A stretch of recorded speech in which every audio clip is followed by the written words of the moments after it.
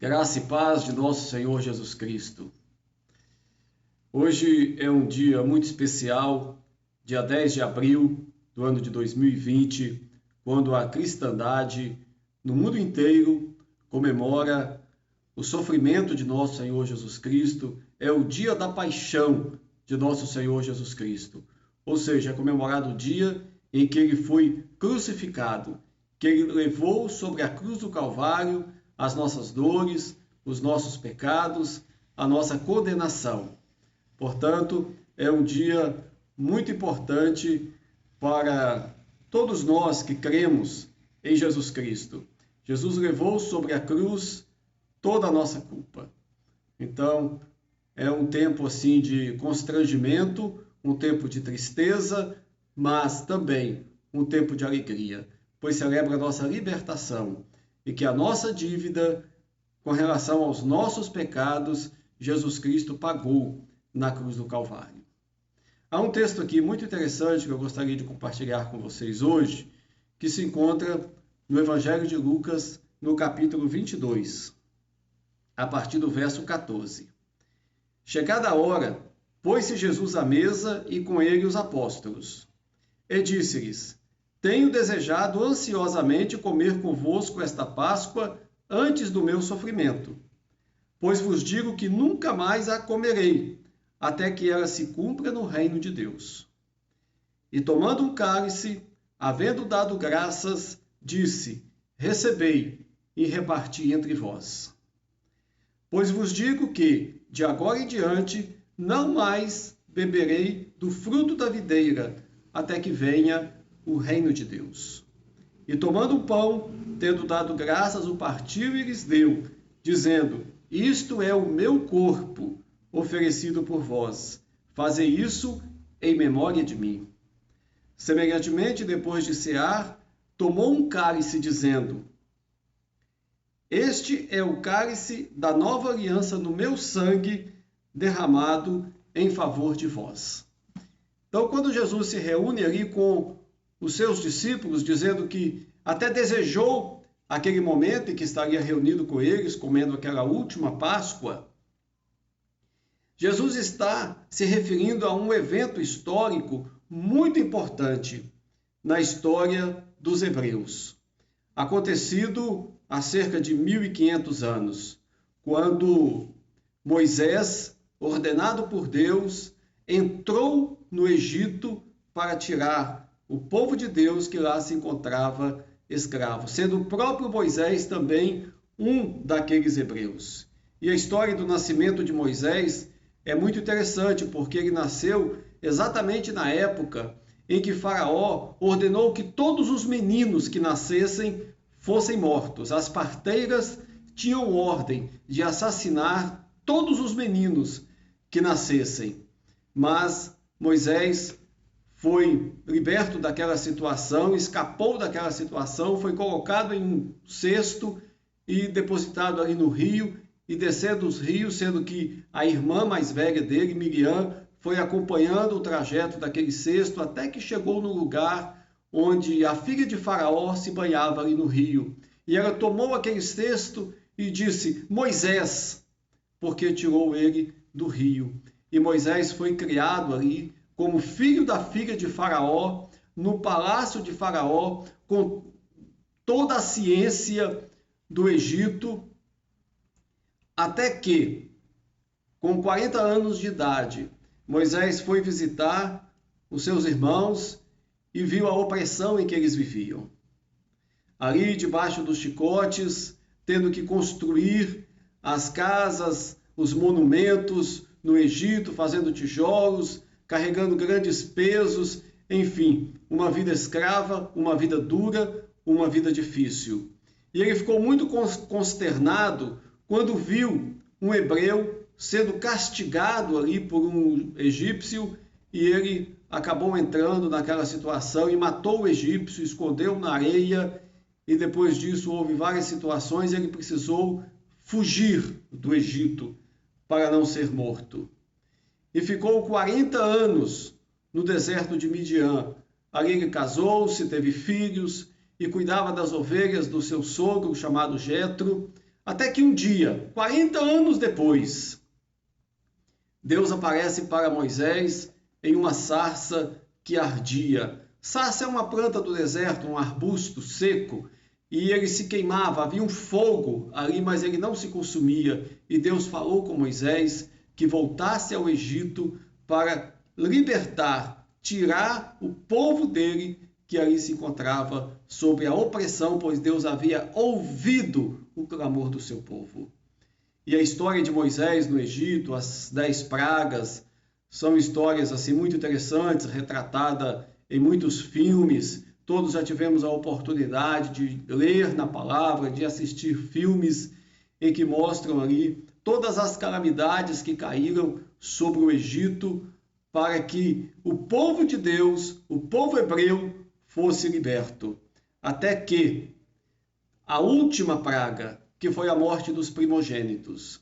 Mas nessa ocasião, Deus disse que Moisés orientasse o povo para que cada família, dentro de sua casa, sacrificasse ali um cordeiro, passasse o sangue daquele cordeiro nos umbrais da casa e dentro da casa comessem a carne daquele cordeiro assada, comessem pães sem fermentos, porque não havia tempo para a fermentação, juntamente com ervas amargas, para que se lembrassem da amargura, da dificuldade, do sofrimento do cativeiro. E naquela noite, o destruidor passou sobre o Egito e houve muito choro, muito clamor, pois todos os primogênitos do Egito, até dos animais, morreram naquela noite. Mas nas casas dos hebreus, onde havia o cordeiro e onde havia a marca do sangue nas portas, não houve uma morte, um luto, um choro. E na manhã do dia seguinte, Faraó ordenou que todos os hebreus saíssem imediatamente do Egito. E se levantou ali o povo de Israel. Foram contados 606 mil homens, além das mulheres, das crianças, dos gentios, e levaram também muitos animais.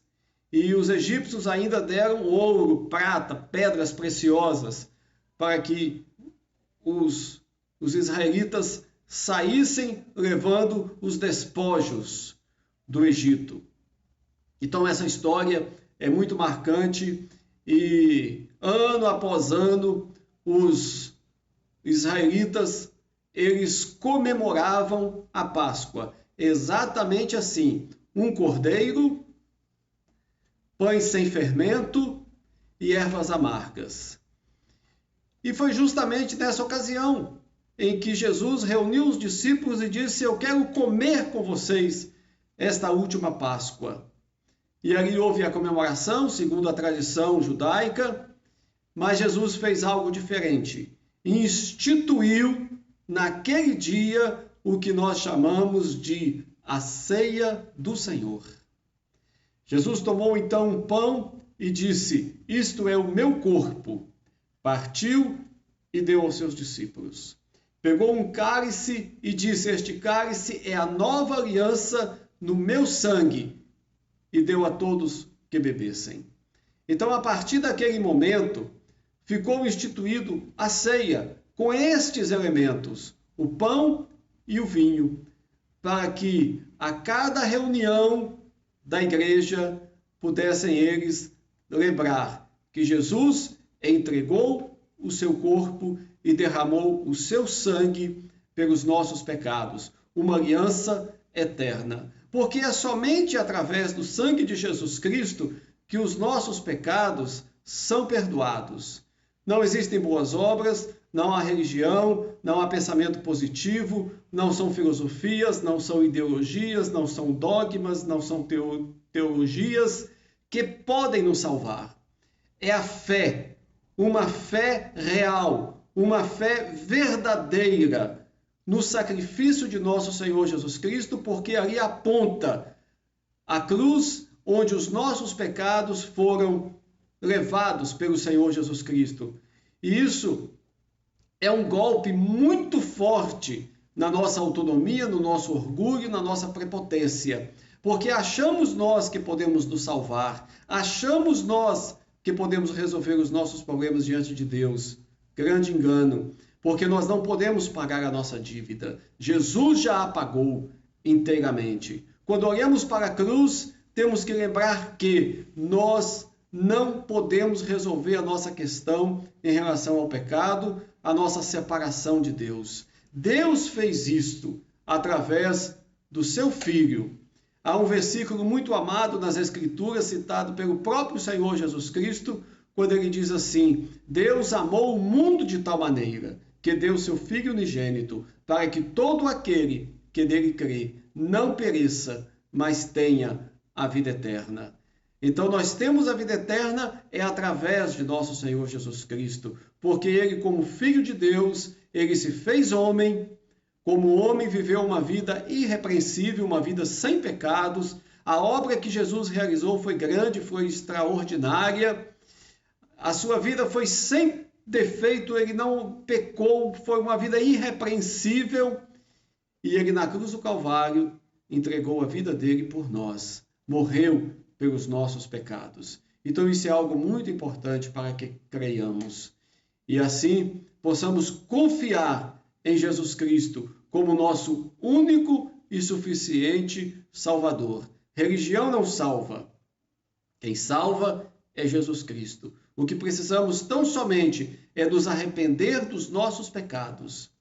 Quando havia uma multidão ali, logo 7 semanas depois da morte de Jesus Cristo na cruz do Calvário, quando ele ressuscitou também no domingo, passaram-se 7 semanas, 49 dias.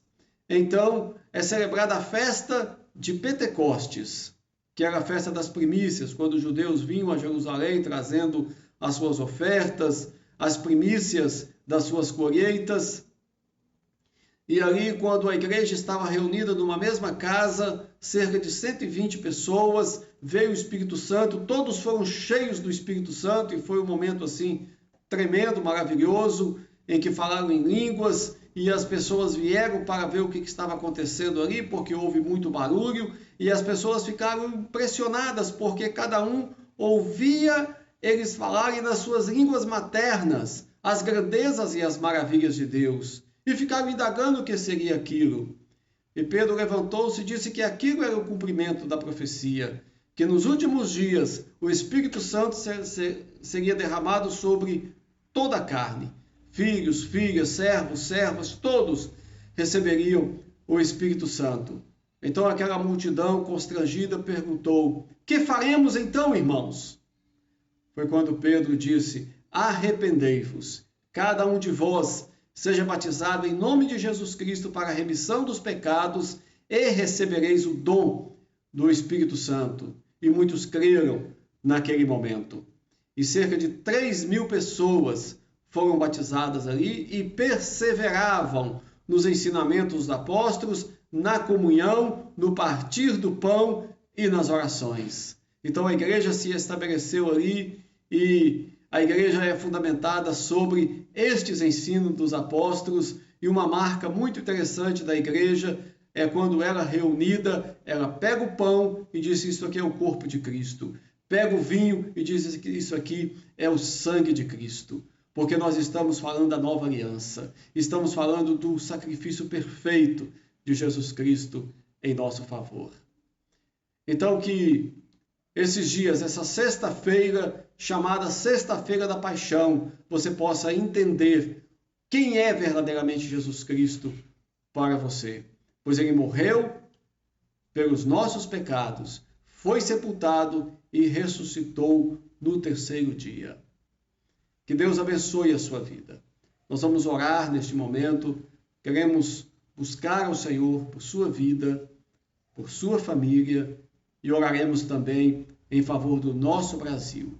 Que o nosso Brasil reconheça Jesus Cristo como Senhor e Salvador de suas vidas, se arrependendo dos seus pecados. Então oremos em nome de Jesus. Senhor nosso Deus e nosso Pai, nós estamos aqui na Tua presença, Senhor, e eu quero te pedir pela vida de cada um que está ouvindo agora, que o Senhor ministre a palavra do Senhor, a graça do Senhor no coração destas pessoas, de tal maneira que conheçam a Ti como Senhor e Salvador de suas vidas, pois Jesus Cristo derramou o seu sangue, Ele entregou a sua vida por nós e constituiu a partir daí uma igreja, que é uma igreja em toda a terra, um corpo, um rebanho e um só pastor, que é Jesus Cristo. Te pedimos, ó Deus, em favor do nosso país. Abençoe, ó Pai, o Brasil. Que haja salvação em nosso país. Que haja libertação em nosso país. Que o Senhor derrame a graça, a unção, salvação. Ó Deus querido, coloca no coração das pessoas arrependimento, contrição, para que se voltem para Ti. Que se convertam ao Senhor, para que os seus pecados sejam perdoados. Abençoe os nossos governantes, em especial o nosso presidente. Seja com a vida dele, que ele tenha sabedoria, que ele tenha a direção do Senhor para estar à frente deste país. Que o nosso país seja governado com ordem e com honestidade. É o que nós te pedimos e nós te agradecemos em nome de Jesus. Amém. Fiquem todos com Deus e se lembrem desta verdade, que é uma verdade eterna. Há 2000 anos, Jesus morreu por nossos pecados, mas Ele ressuscitou, vive e reina para sempre. E a nossa esperança é: Jesus voltará. Vem, Senhor Jesus.